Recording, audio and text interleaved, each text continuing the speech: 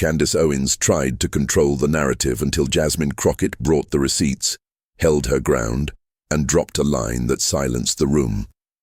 The lights were hot. The makeup artist had already done her rounds. Producers signaled silently, behind the cameras. And there they sat. 4 chairs, 3 panelists, and 1 moderator trying to look relaxed. Jasmine Crockett shifted slightly in her seat, not from nerves but precision. Her blazer was a deep cobalt, the kind of blue that made you listen. Across from her sat Candace Owens, legs crossed, smile sharp, eyes watching.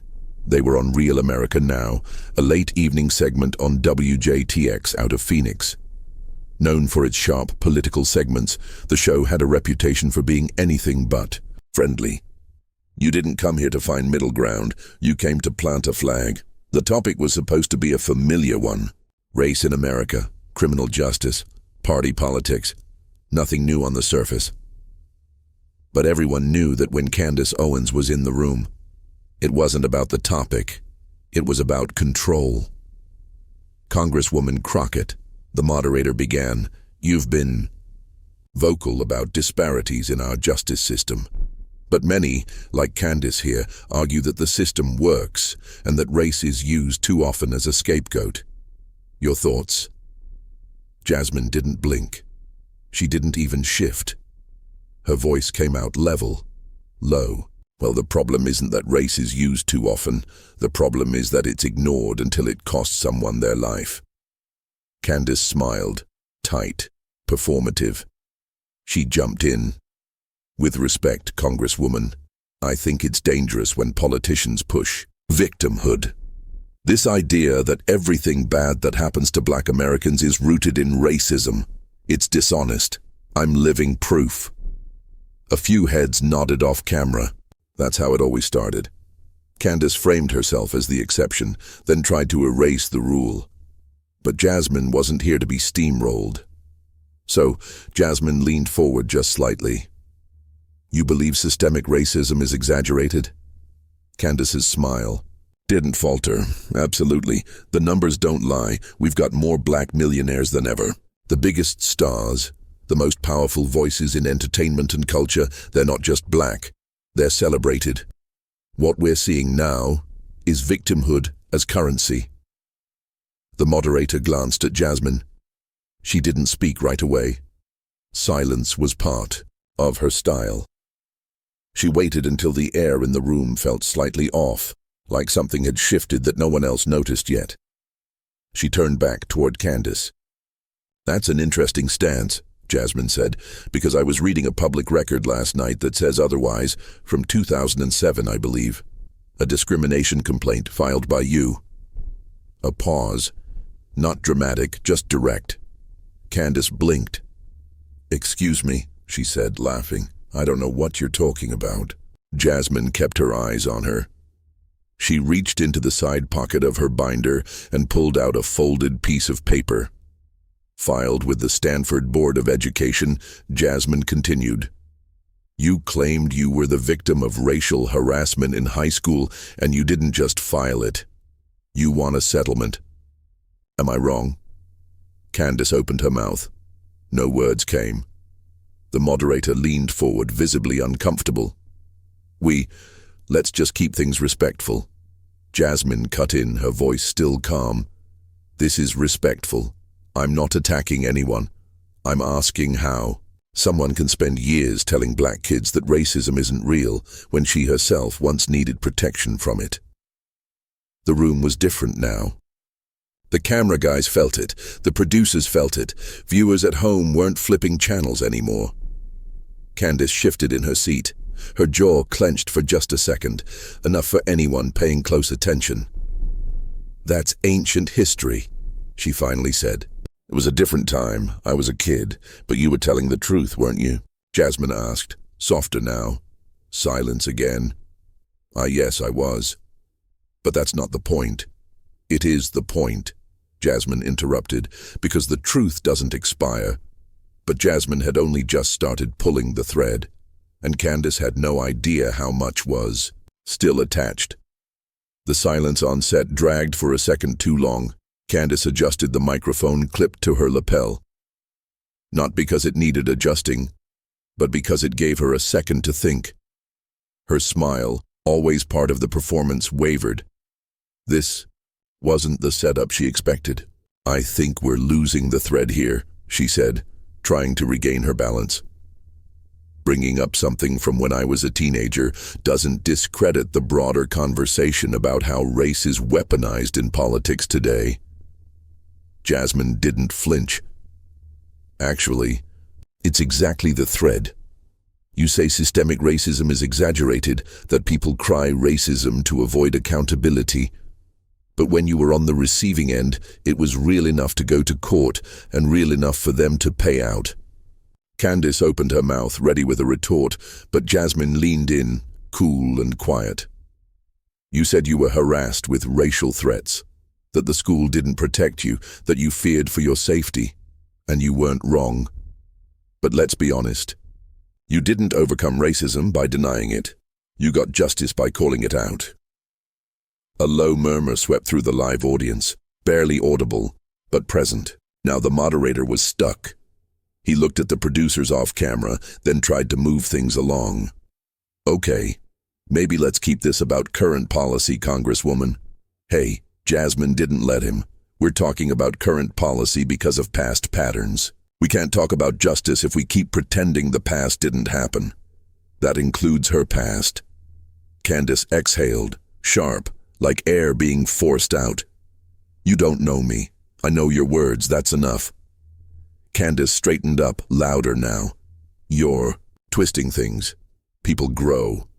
My views have evolved. I've learned that too many people lean on victimhood to make a living, and it holds the whole community back." "But you didn't grow past it," Jasmine countered. "You grew from it.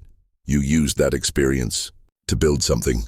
And now instead of helping other young people stand up when they're being targeted, you're out here saying they're imagining things that landed. You could feel it, not just in the room, but through every screen watching at home." Candace shook, her head laughing again, but this time there was no real smile behind it. "You're trying to frame me as a hypocrite because I don't walk around angry about what happened to me?" "No," Jasmine said calmly. "I'm showing people that your story isn't what you claim it is, that you benefited from the very system you now say doesn't exist." There was a pause. Then Jasmine turned to the audience, addressing the cameras directly. "Here's the reality. Racism didn't end because Candace Owens became successful. And pretending it didn't help the people who are still trying to graduate without being profiled, or apply for jobs without changing their name on the resume, or survive a traffic stop." One of the panelists, a former state senator from Arizona, cleared his throat, clearly uncomfortable. "Maybe we should move the conversation towards solutions," but the spotlight wasn't moving, not yet. Candace tried once more. "You think you're helping people by making them feel like victims. I'm helping them take power." Jasmine's voice didn't rise. She didn't need to yell. "No, you're helping people forget what it took to get that power. You're helping them forget that the fight didn't end with you getting a platform. You tell them to stop complaining, but you filed a complaint. And you were right to. You were right, but you forgot what it felt like the second you got a microphone." The moderator tried to cut to commercial, but the delay in his voice said everything. He knew this was the moment people would be talking about. But Jasmine wasn't done. Not until she held the contradiction up so clearly the audience couldn't look away. Candace Owens had built a reputation for control. Her interviews were usually tight, forceful. She didn't flinch, didn't stumble. That was her brand, being the one woman in the room who always had the answer. But tonight the rhythm was off. Jasmine Crockett wasn't trying to shout her down. She wasn't mocking or baiting or turning it into theater. She was just standing on solid ground and pointing out that Candace wasn't. Candace reached for a statty she'd memorized 100 times. Black Americans make up only 13% of the population, but commit over 50% of violent crimes. That's not a feeling. That's FBI data. Jasmine's head turned slowly toward her, and this time she let a little steel into her tone. Are you seriously doing that right now, throwing out cherry-picked crime data like it's gospel? It's not cherry-picked, it's real, and it doesn't account for how those numbers are gathered, Jasmine replied. Policing isn't neutral. Surveillance isn't neutral. You know how many crimes don't get counted when they happen in wealthier white suburbs because they're handled quietly. But every incident in a poor black neighborhood gets logged, arrested, processed. You know that. You've read the same reports I have. Candace's voice sharpened. You can't excuse violence just because of the zip code it happens in. Jasmine leaned back in her chair. No one's excusing anything. I'm saying the system doesn't observe everyone the same way. And you, of all people, should know that. You lived it when you were 17. For the first time in the segment, Candace looked visibly unsure of what to say. She glanced toward the moderator again. He looked back at her, but didn't rescue her. So she changed tactics. You know what's exhausting? Candace asked. Being told I'm not black enough, or that I'm a traitor because I don't walk around blaming everything on racism. Jasmine cut in immediately. No one's calling you a traitor. I'm calling you dishonest. There's a difference. Candace sat back, crossed her arms. You don't think people have the right to think differently? Sure they do, Jasmine replied.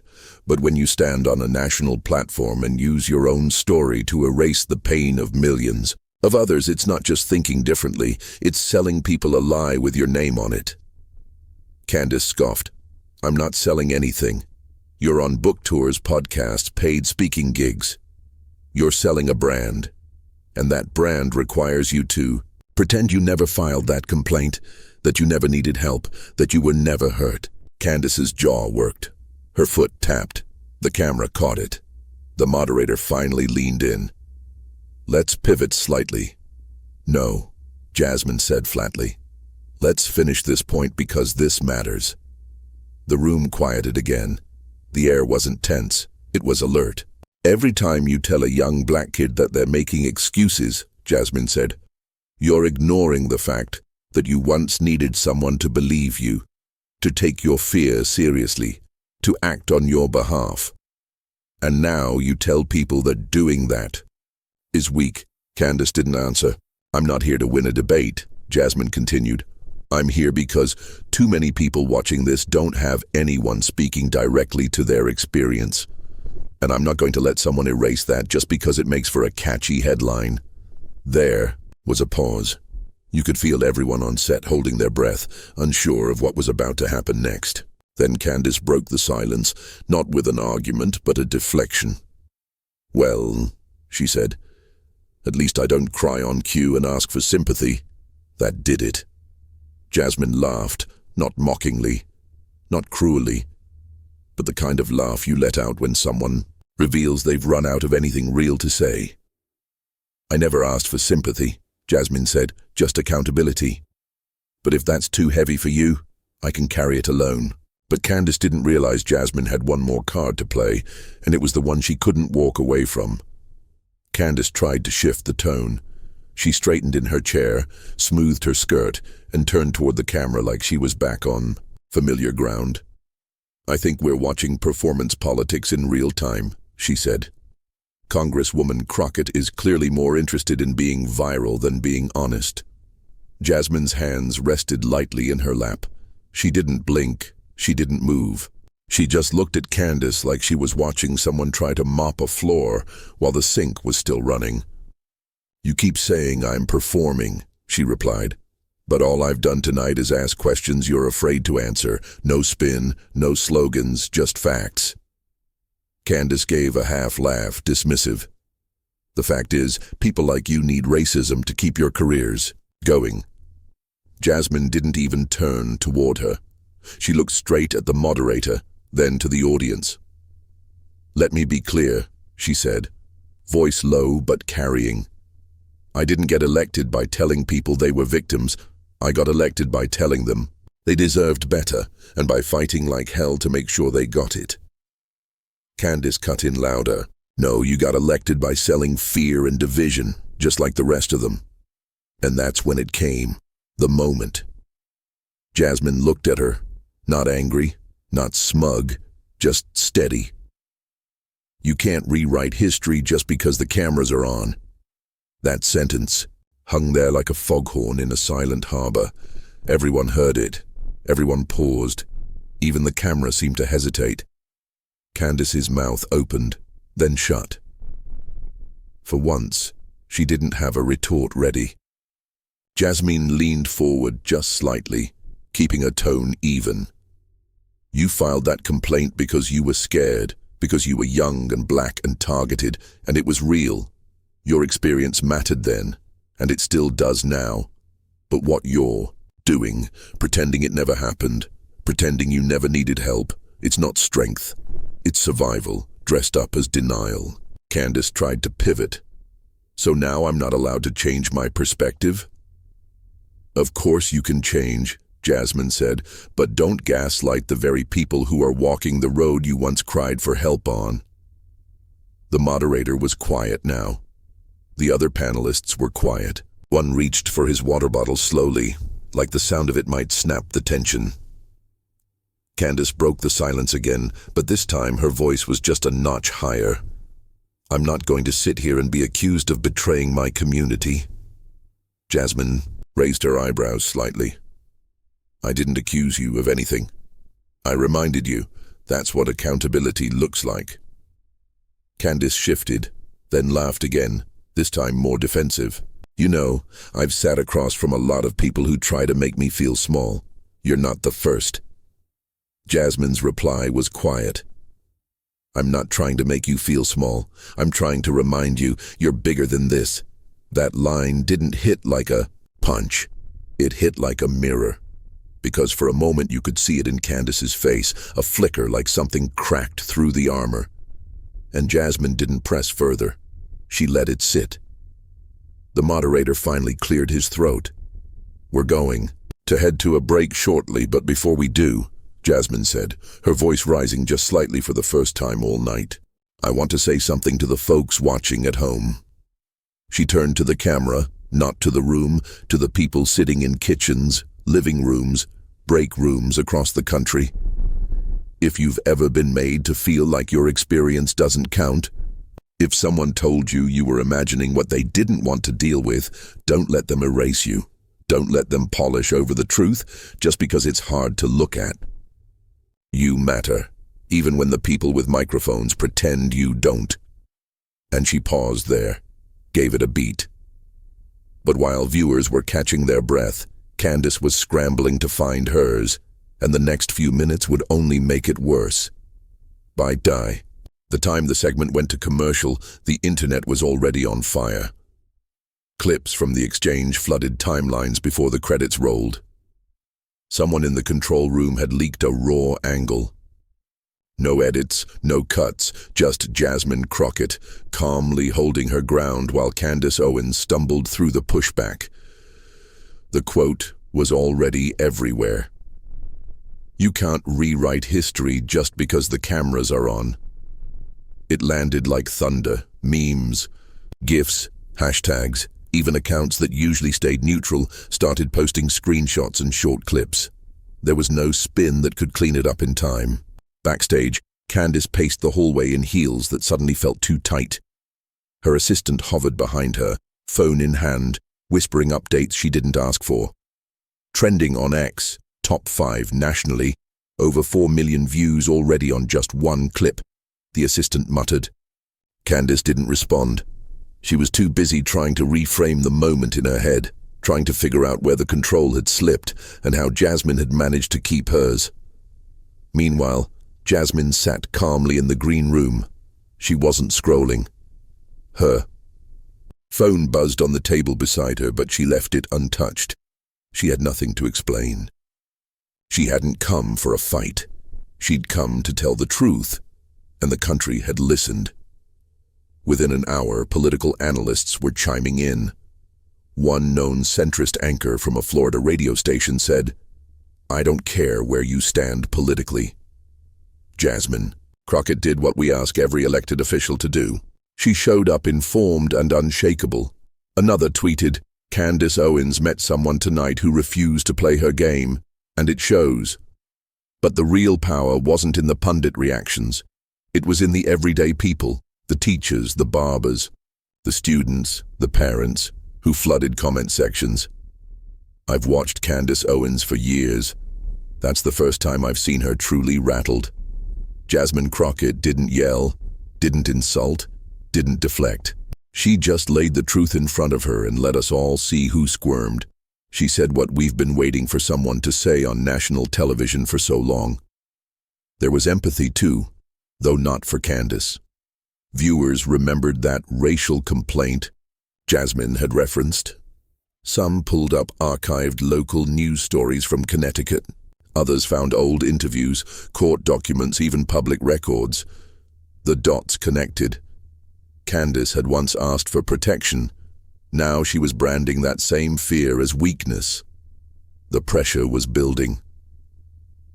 Later that night, Candace released a statement on her social media platforms. It read, in part, "I will never apologize for evolving and encouraging others to take personal responsibility. Yes, I experienced racism in my youth, and I overcame it, not by wallowing in it, but by refusing to let it define me." Some people can't stand that kind of strength. But the comments didn't fall in line like they used to. Thousands pushed back. Evolving doesn't mean erasing. Overcoming it doesn't give you the right to deny it exists. You can't hide behind growth when you're out here denying the path you took. And underneath all that, Jasmine finally posted something of her own. It wasn't long. It didn't even mention Candace by name. Truth doesn't need a headline.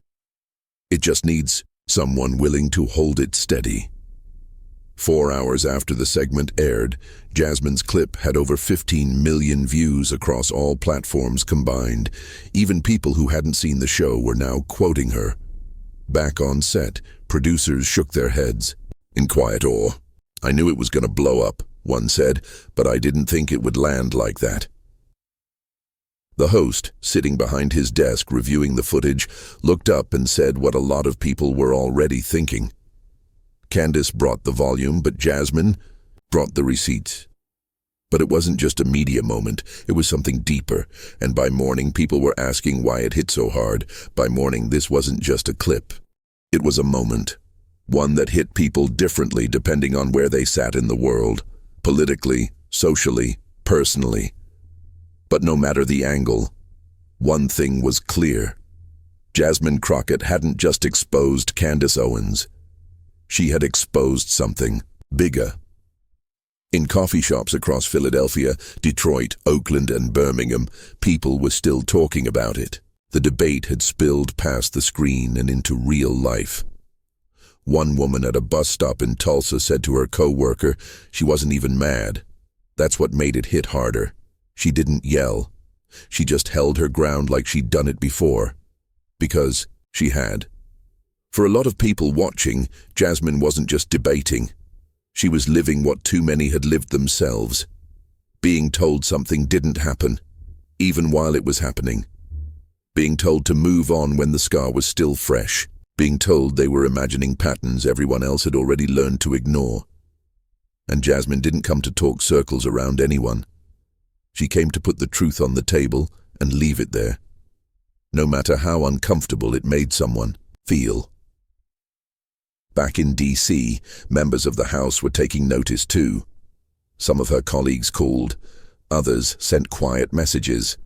One staffer from a neighboring district said, "Jasmine didn't just win the debate, she showed what accountability with grace looks like." That's rare. But it was more than rare, it was overdue. So often, political TV debates turn into shouting matches, where whoever talks louder or interrupts faster is crowned the winner. But Jasmine did the opposite. She slowed it down, made the room quiet enough for the truth to echo. A young black woman in San Jose posted a video talking through the moment. She was sitting in her car, eyes wet, voice steady. "I've watched Candace for years and felt sick every time she said people like me were just playing the race card. But hearing Jasmine bring up that old case, that same experience Candace tried to bury, man, it felt like finally somebody said it. Plain, we're not crazy, we're not imagining it, and we're not alone. That was what mattered. It wasn't about humiliation. Jasmine wasn't trying to destroy someone. She was trying to remind everyone that erasing the past doesn't heal it, and that silence doesn't mean peace. It just means someone stopped listening. The story hit especially hard for people working in classrooms, courthouses, and clinics. People who see the pattern up close, where names on resumes get overlooked, where voices in meetings get talked over, where consequences depend on who's watching. A middle school teacher in Little Rock wrote in her journal that night, "My students ask all the time if racism is still real. I used to dance around the answer. Today, I'll show them the clip." It mattered because Jasmine wasn't there to prove herself. She didn't need to. She was there to stand still while someone else danced around the truth, and eventually stumbled over it. The lesson wasn't about sides. It wasn't left or right, Democrat or Republican. It was simpler than that. If you live through something painful and then deny it later just to score points, you're not strong. You're pretending. And people can tell the difference. Candace had power, sure, a platform, millions of followers. But what Jasmine had that night was credibility. And that doesn't come from followers. It comes from consistency, from matching your past to your present without pretending the in-between never happened. And that's why it hit hard. Because people didn't see a takedown. They saw someone finally saying what needed to be said, without flinching, without shouting, and without turning it into a spectacle. But there was still one question left hanging in the air, and it would come to define how both women were remembered after that night. The dust hadn't settled, but the contrast was already clear. Candace Owens went into full reaction mode. She did what she always did when backed into a corner, took to social media, released a podcast episode that same night, and fired off a series of tweets designed to flip the narrative. She called Jasmine's comments political theater, accused the network of setting her up, and warned her followers that truth is now considered dangerous by the left. But this time something was different. The responses weren't falling in line the way they usually did. Her base was still loud, still loyal, but quieter than usual. As if even they knew she hadn't walked away with the win. More importantly, people outside her usual orbit weren't buying the spin. On the other side, Jasmine Crockett didn't do a press tour. She didn't do 5 interviews. She didn't tweet in all caps or retweet every compliment. She posted one photo, her sitting in the studio chair, hands calmly folded, and wrote just 4 words beneath it. Hold your truth steady. No hashtags, no jabs, just the same poise she'd carried through the entire debate. It sent a different message, one that stuck longer than noise. People began sharing it with captions, like "Strength isn't volume," and the grown-ups in the room. She wasn't trying to dominate the internet, and that's exactly why she did. There's something magnetic about someone who knows they don't need to yell to be heard. And that's what Jasmine had tapped into, a quiet kind of power, the kind that doesn't chase the mic, but it is always ready when it's handed over. Meanwhile, the conversation around Candace's past was now unavoidable. People were digging, screenshots of her 2007 complaint were circulating, quotes from the case, archived articles, old interviews. It was all resurfacing, not to shame her, but to remind the public. This happened. She said it. She lived it. So why deny it now? That was the question echoing across newsrooms and comment threads alike. If you once asked for justice, why tell others not to? For some, it wasn't even about Candace anymore. It was about the people they knew in real life, the aunt who told them to toughen up, the uncle who said racism was over, the teacher who downplayed what they heard in the hallway. Jasmine's words gave people the language to finally push back. One woman wrote in a blog post, I grew up being told that acknowledging racism made me weak, that if I just worked harder, it would disappear. Watching Jasmine call that out without flinching felt like someone finally stood up for the 17-year-old version of me. And still Candace kept posting, kept responding, keep trying to reframe. But her words didn't carry the same weight they once did. Not after people had seen the clip, not after they saw someone calmly, clearly pull the mask off and leave the truth in its place. There's a difference between being loud and being remembered. Candace's brand had always been volume, provocation, going viral. But now people are beginning to ask, what's left when the noise fades? Jasmine had offered an answer without saying it outright. Legacy isn't built at the moment, it's built in how you handle the moment. A high school debate coach in Flagstaff replayed the panel footage for her students and paused it right at the moment. Jasmine said, "I'm not trying to make you feel small. I'm trying to remind you you're bigger than this." She asked her students, "Which one of these women do you want to be when it's your turn to speak?" No one picked volume. And so, as the headlines continued and the hashtags kept rotating, one thing became more and more clear. Jasmine hadn't just won a debate. She had drawn a line in the sand between performance and principle. And the people, watching, they noticed. But even with the internet buzzing and her name climbing trends, Jasmine knew the real victory wasn't in the views. It was in the quiet shift that was happening everywhere else. It's easy to get lost in moments like these. The likes, the trending hashtags, the instant reactions. But what stuck with people most after the smoke cleared wasn't Jasmine Crockett's sharp comebacks or even that viral quote. It was the way she made truth feel like something you could sit with again. In homes across the country, parents rewatched the clip with their kids, not for entertainment, but as a lesson. A father in Columbus paused it halfway and told his teenage daughter, "This is how you defend yourself without lowering yourself." A grandmother in Fresno played it on her phone and said she reminded me of how we used to carry ourselves with dignity, even when we were angry. That was the part people kept talking about.